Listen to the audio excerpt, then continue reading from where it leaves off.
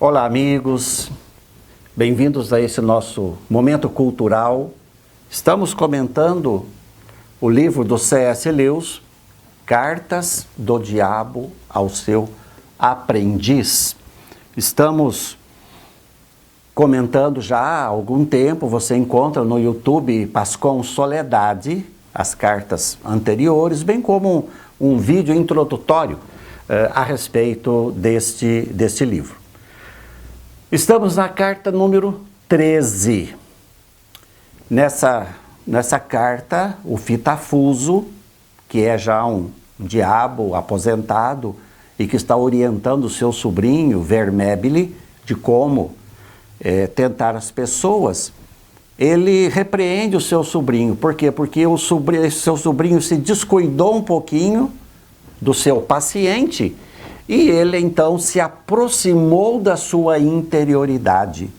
Isto é, aquele paciente é a pessoa que está sendo tentada. Aquele paciente que antes estava longe de si mesmo, vivendo em bobagens, em futilidades, em coisas vazias, de repente se aproximou dele mesmo. Diz o Vermebile, e o tio dele explica para ele, uma nuvem parece que o envolveu. E o Fitafuso diz, esta nuvem o inimigo chama de graça. Graça, diz o Fitafuso, graça. É a arma do inimigo.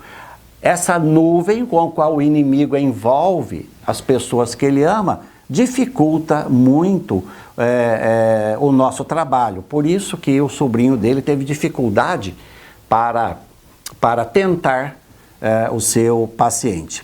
2 erros que o sobrinho dele cometeu, segundo o Fitafuso. Primeiro, permitiu que ele lesse um livro.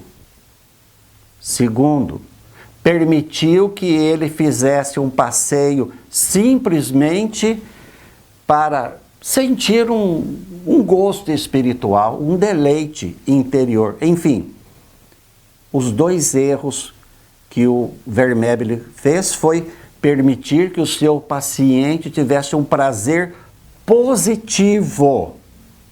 Nós sempre olhamos o prazer pelo lado negativo, como se os prazeres fossem pecaminosos, os prazeres nos conduzissem para longe de Deus. Mas existe um tipo de prazer positivo, que é aquele de nos aproximar de nós mesmos, de termos gosto interior, de apreciarmos a vida, apreciarmos a natureza. Esse paciente leu um livro e gostou de ter lido aquele livro, fez um caminho pela floresta, enfim, e adorou ter feito aquela caminhada, sentindo a brisa da tarde, vendo o sol. Diz então o Fitafuso, esse foi o problema. Você permitiu que ele tivesse um prazer positivo e isto o aproximou dele mesmo. O prazer e a dor, diz o Fitafuso, são reais e ajudam a pessoa a se aproximar da realidade e a sair do mundo de fantasias, de banalidades, de futilidades, de bobagens, nas quais o diabo quer que a pessoa viva. O prazer positivo e a dor trazem a gente para a realidade, aproximam-nos de nós mesmos. E aqui então o grande erro que o Vermebile praticou. O Fitafuso cita 2 obras literárias nas quais os protagonistas sofrem por paixões platônicas. Paixões platônicas são aquelas que só se realizam no mundo das ideias, no mundo da fantasia, como ideais, porque na prática não é possível realizar essas paixões. Era isso que o Vermebile deveria fazer com o seu paciente, quer dizer, mantê-lo nesta fantasia, mantê-lo com esses pensamentos, mantê-lo com esses ideais, não permitindo que ele tivesse o senso de realidade. Sabe aquela pessoa que sofre antes da hora?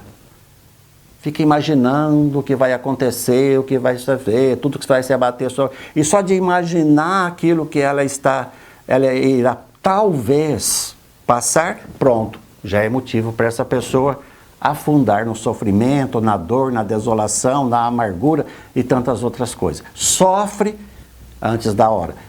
É isso que o tio dele o orientou a fazer. Manter o seu paciente nesse mundo da fantasia, nesse mundo das ideias, sem trazê-lo para a realidade. Porque se ele vem para a realidade, ele se encontra com ele mesmo, com a sua interioridade. O Fitafuso diz que o inimigo, né, Deus, quer que as pessoas se afastem de si mesmas e se aproximem da sua santa vontade. Mas, quando elas fazem isso, ele lhes devolve a sua personalidade. Olha só o que o diabo fala para o sobrinho dele. Que o inimigo quer que as pessoas se afastem de si mesmos e se aproximem dele, isto é, de Deus. Mas quando elas fazem isso, Deus devolve para elas a sua personalidade. Deus faz com que elas percebam a sua grandiosidade, aquilo que elas são, o seu valor. E aí, a gente constata isso quando uma pessoa faz, por exemplo, um retiro espiritual, um encontro, uma manhã de espiritualidade, um momento de silêncio, e essa pessoa então, numa ocasião como esta, se aproxima da vontade de Deus. E quando ela se aproxima da vontade de Deus, como diz o Fitafuso, Deus devolve para ela a sua personalidade, Deus devolve para ela a sua interioridade, e a pessoa é transformada, a pessoa muda a si mesma. Sair de nós mesmos e nos aproximarmos da vontade de Deus nos edifica interiormente, faz com que sejamos nós mesmos. Olha o exemplo dos santos e santas que temos ao nosso redor, São Francisco de Assis, Santa Teresinha, do Menino Jesus e tantos outros santos e santas que nos são apresentados como modelos de pessoas que saíram de si mesmas, se aproximaram de Deus e por isso foram envolvidas pela graça. Quanto mais próximas de Deus, tanto mais próximas delas mesmas, tanto mais se reconstruindo interiormente.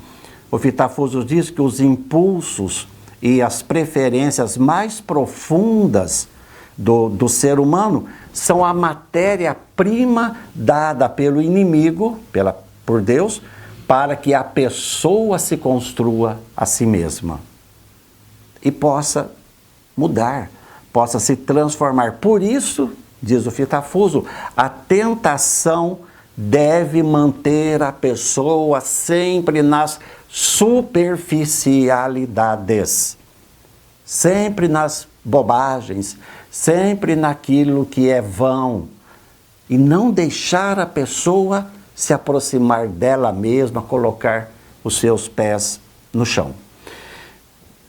Eu sempre gosto de deixar uma frase no final, e a frase de hoje está na página 64 aqui do livro, caso você tenha aí, diz aqui a frase: